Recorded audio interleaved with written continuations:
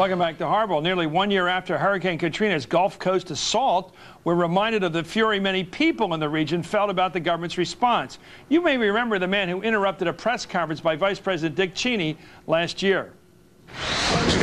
Yourself, Mr. Cheney. You got to figure out what to do with all of the.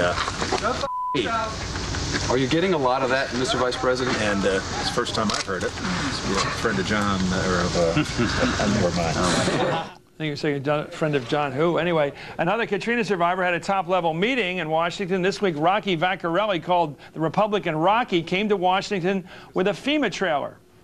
I wanted to thank President Bush for the millions of FEMA trailers that were brought down there. They gave roofs over people's heads. People had the chance to have baths, air conditioning. We have TV. We have toiletry. We have things and necessities that we can live upon. But now I wanted to remind the president that the job's not done, and he knows that. And I just don't want the government and President Bush to forget about us. And I just wish the president could have another term in Washington. Wait a minute. You know, I wish he had another 4 years, man. If we had this president for another 4 years, I think we'd be great. But we're gonna move on, President. Late today, I spoke with both of these men, Dr. Marble from Long Beach, Mississippi. He's the guy with the commentary about the vice president. And Rockey Vaccarella on the phone. He's going to be on the phone from New Orleans. Dr. Marble, what exactly do you think the president and the vice president failed to do they should have done as leaders of the country with regard to the cleanup in Katrina? Well, the initial big problem was they should have done some air and food drops, some airdrops of food and water to the people in New Orleans that were dying from lack of food and water. Subsequently, the #1 problem I would say in New Orleans area is they refused to give the money to rebuild the levees to a Category 5 strength. And because no one wants to rebuild anything in New Orleans until the levees are restored to a level to where their people won't have to worry about their businesses and homes getting destroyed. So there's no progress being made in the New Orleans area pretty much whatsoever. Now the Mississippi Gulf Coast is entirely different. There's a lot of progress going on here in Mississippi, but we don't have the levee issue to worry about.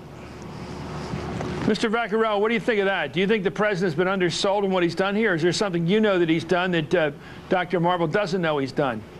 Well, I'll tell you, the only thing I can say about that is I live in St. Bernard Parish, and I was born and raised right there. I fished off them levees, and them levees held up during many hurricanes that came through. And back in '65, it was a proven fact that the levees were blown up.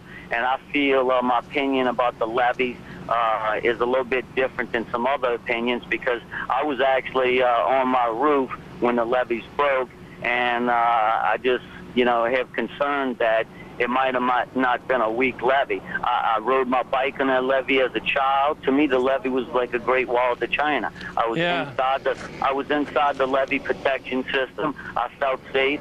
We bared the storm, and then next thing you know, the levees was breached. And you know what? Sometimes the levees will breach to protect other cities, and not have the fact is that Hurricane Katrina missed New Orleans. Hurricane Katrina hit the Mississippi Gulf Coast, not New Orleans. The levees broke, maybe Category 2 at best. The brunt of Hurricane Katrina destroyed Hancock and Harrison counties and Jackson counties of Mississippi, not New Orleans. I don't agree with the disaster in New Orleans was a man-made disaster because of the Corps of Engineers failed to build the levees to the strength that they needed to be built. All right, let me ask you both the same question. Dr. Marble, did you like Bush before this? I liked his dad somewhat. I think George W. Gump Bush is the worst president in the history of this nation, without a question, and he should resign as soon as possible. Okay, let me ask you, Mr. Vaccarella, did you like President Bush before this? Well, I'll tell you, my mission wasn't about if I liked President Bush or not. I was going to the White House whether President Bush was there, Bill Clinton was there, Ron, I don't care who was there. My mission is is to go there, thank the president for sending millions of trailers down there to keep people's roofs off. For not showing up for 5, 7, 8 days, letting people die in the streets of New Orleans, that's ridiculous. That's an absurd statement. Sir, Mr. Vaccarella, I can promise you the overwhelming majority of people in the post-Katrina area do not support this president. Well, that's their decision. I'm not supporting the president. Well, this is not a. Listen, here's the thing. This is not a political thing on my part. My part is this. Of course it is. You're a Republican, sir. We're doing a documentary on the people's story. We're going around. Okay, then why did President Bush, you lost your house and your belongings. Cindy Sheehan lost her son, and the president would not meet with her, but he met with you. And you don't think that has anything to do with politics? Give me a break. Sir, he met with her twice to my knowledge. That's ridiculous. Of course it's political. Mr. Vaccarella, have you ever run? Mr. Vaccarella, have you ran for office as a Republican? Political, you wouldn't be on the show. Dr. Marble, just a second. Mr. Vaccarella, is it true that you're an active Republican? Nothing wrong with it. I'm just trying to get your politics straight here. You say you're not partisan here, but you're backing the president all the way, even saying he should have a third term.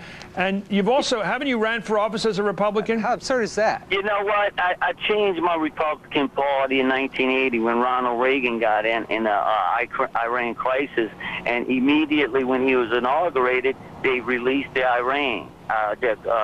hostages on Iran. So I switched to the Republican Party, and yes, I did. But you know what? I vote for the best man for the job. And our crew went up there to go up there and help rebuild the Gulf Coast and send a message that the job's not done yet, and please help out.